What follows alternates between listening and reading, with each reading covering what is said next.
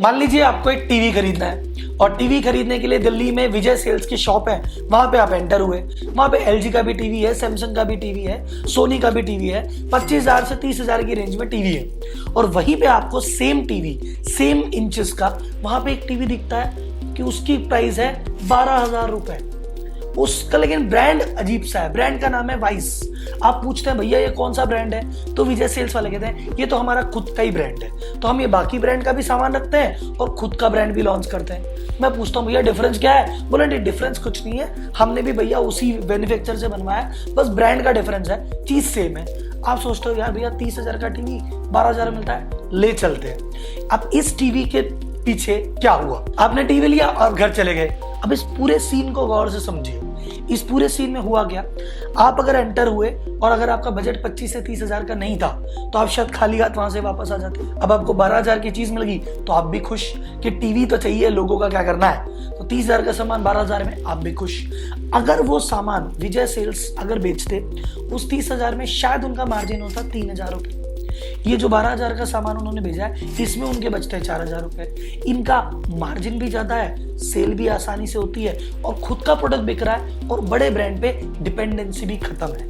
इसी स्कीम को कहते हैं प्राइवेट लेबल्स। तो जब कोई भी ऑर्गेनाइज्ड रिटेल चेन वाला व्यक्ति जो अपने स्टोर में 10 कंपनियों के प्रोडक्ट रखता है, अगर 11वां प्रोडक्ट खुद ही के ब्रांड में लॉन्च कर दे तो उसे कहते हैं प्राइवेट लेबलिंग। और ये जो इंडिया का मार्केट है आज की रेट में, ये टोटल मार्केट है 1,94,000 करोड़ का।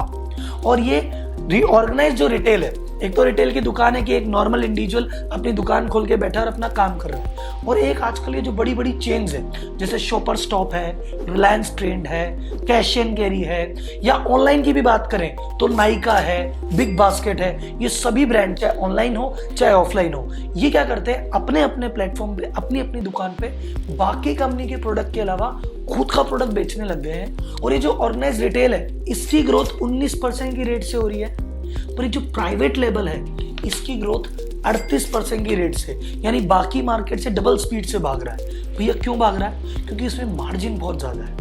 जो ऑर्गेनाइज रिटेल का सोनी का माल बेचोगे 10-15% मिलेगा, खुद का ब्रांड बेचोगे कमाओ ना 35%, आप भी खुश ग्राहक भी खुश, इसलिए मार्केट बहुत तेजी से दौड़ रहा है। तो जैसे मैंने आपको एग्जांपल बताया कि विजय सेल्स का ब्रांड है वाइस करके जिसमें खुद के प्रोडक्ट लॉन्च करता है, वैसे ही बड़े बड़े रिटेलर्स के बहुत सारे खुद के ब्रांड है। तो आइए देखते हैं कौन कौन सी कंपनी ने कौन कौन सा ब्रांड रिलीज कर रखा है। तो बात करते हैं सबसे पहले रिलायंस रिटेल की।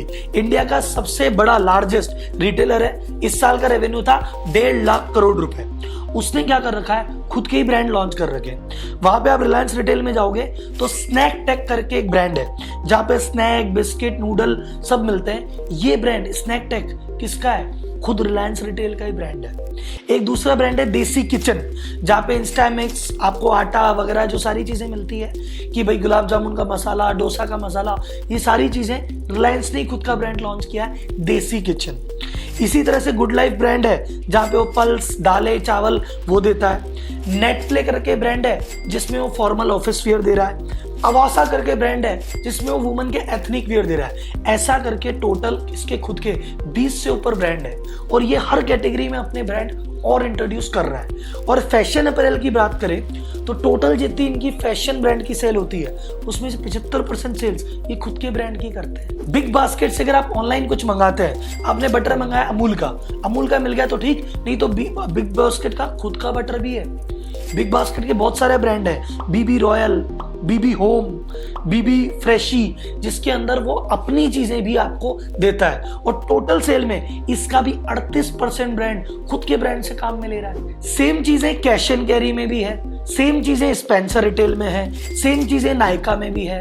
आपने अगर लेंसकार्ट में देखा होगा तो उनका एक प्राइवेट लेबल है विंसेंट चेस करके, इस नाम से वो रेबन का भी बेच रहे हैं, वो कार्टियर भी बेच रहे हैं और वो विंसेंट चेस भी बेच रहे हैं। और खुद का ब्रांड ज्यादा बिक रहा है, उसमें ज्यादा मार्जिन है। अब एक सवाल आता है कि भैया ये वाला ब्रांड आखिर ज्यादा क्यों बिक रहा है और इसकी ग्रोथ बाकी मार्केट से बहुत ज्यादा तेजी से क्यों हो रही है। सबसे पहली बात, एक बार आप दिमाग लगा के सोचिए, खुद का ब्रांड लॉन्च करने में उस रिटेलर का एडिशनल खर्चा क्या है, 0 भाई साहब। क्यों भैया, उसकी विजय इलेक्ट्रॉनिक्स की चेन है, किराया वो दे ही रहा है, एम्प्लॉय उसने रखे हुए हैं, प्रोडक्ट उसने रखा हुआ है, उसने 10 सैमसंग के टीवी के बीच में 4 टीवी खुद के भी रख दिए। एडिशनल कॉस्टिंग क्या है? बेचने वाला बंदा तो सेम है, जिस जगह पे बेच रहा है वो भी सेम है, खर्चा तो कोई लगना नहीं है और बल्कि मार्जिन ज्यादा है। कोई ग्राहक जो 25-30 हजार की रेट देख के लौट रहा था वो 12-15 हजार की रेट देख के रुक जाता है। तो सेल की सेल बढ़ रही है, मार्जिन का मार्जिन बढ़ रहा है और पूरा कंट्रोल अपने हाथ में है कि कहां से माल बनवाना है, कितने में बनवाना है, कितना मार्जिन कमाना है। इसलिए जो बेचने वाले हैं उनको बड़ा इंटरेस्ट आ रहा है, खरीदने वाले को ऐसा इंटरेस्ट आ रहा है कि भैया ब्रांड का क्या करना है यार, टीवी चाहिए शाम को सीरियल देखने के लिए, सोनी का 30 का, ये वाला ब्रांड 12 का, ये 12 का लो घर चलो। तो ऐसे बहुत सारे लोग इसमें वर्किंग कर रहे हैं। तो एक सवाल है सर, इससे हमारा क्या फायदा? कि सर मैं जितने भी रिटेल काम करने वाले बंधु हैं उनसे मैं कहता हूं अगर आपका इस तरह का सेटअप है, कोशिश करके खुद का एक ब्रांड लॉन्च करो। कोई भी ऐसा सेगमेंट देखो, कोई भी ऐसा प्रोडक्ट देखो जहां आपको लगता है, एक आउटसाइड मैन्युफैक्चर पकड़ो, उससे चीजें बनवाओ अपने ब्रांड के अंदर, उसमें अच्छे मार्जिन पे उसको बेचो। कॉस्टिंग तो भैया जीरो ही है। जब बड़े बड़े ब्रांड कर रहे हैं, जब टॉप 1% लोग कर सकते हैं तो 99% एसएमई क्यों नहीं? और आपको तो पता है मेरा मिशन क्या है कि जो नॉलेज सिर्फ टॉप बिजनेसमैन तक है उसको चौराहे पे ले जाके छोटे छोटे बिजनेसमैन तक पहुंचानी है। तो ये वीडियो कैसा लगा, ये सजेशन कैसा लगा, और अगर आपको अच्छा लगा तो ये स्ट्रेटजी आप अपनाइए और मुझे चैट बॉक्स में बताइए कि सर मैंने ये स्ट्रेटजी अपना ली है। अगर आप ऑलरेडी अपना रहे हैं तो भी मुझे बताइए, और कोई सजेशन और कोई सवाल है तो चैट बॉक्स में जरूर कीजिए। तो अपन मिलते हैं अगले वीडियो में नई स्ट्रेटजी, नई टेक्निक के साथ। अगर वीडियो अच्छा लगा हो तो ज्यादा से ज्यादा लोगों के साथ शेयर करना है और लाइक तो करना ही करना है।